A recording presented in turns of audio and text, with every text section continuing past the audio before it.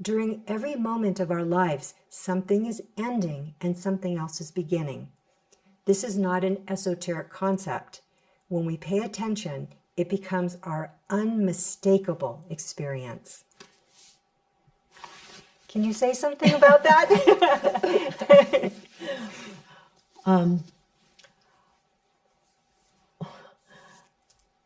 Another translation or way I like to think about bardo, which is, I think, most accessible, is continual change.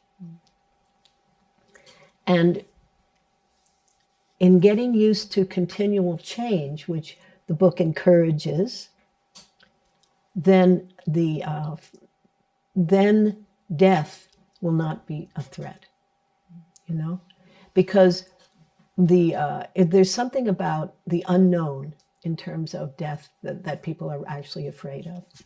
Not so much, I mean, of course, physical pain and things of that nature, of course, but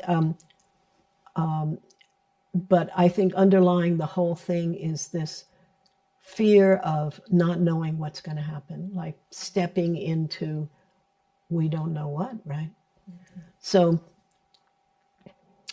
in life, getting used to stepping into we don't know what, moment by moment, that prepares us. Mm-hmm. And this is interesting because on the one hand, it's something that you would resist, right? Going towards that which is unknown and stepping into it would be a little like falling into a hole that had no end, you know, bottom. Just fall down like Alice in Wonderland, you know. But the thing is that for some reason also it's a very attractive idea to people. Not so much an attractive idea to do, but to think about and to contemplate. I honestly, I have been teaching about this all along for years and years and years, you know, and you can tell that by the titles of a lot of the books, right? When Things Fall Apart, for instance, you know, and almost all the early titles were like that. About there's one called Comfortable with Uncertainty, you know, so that says it really nicely.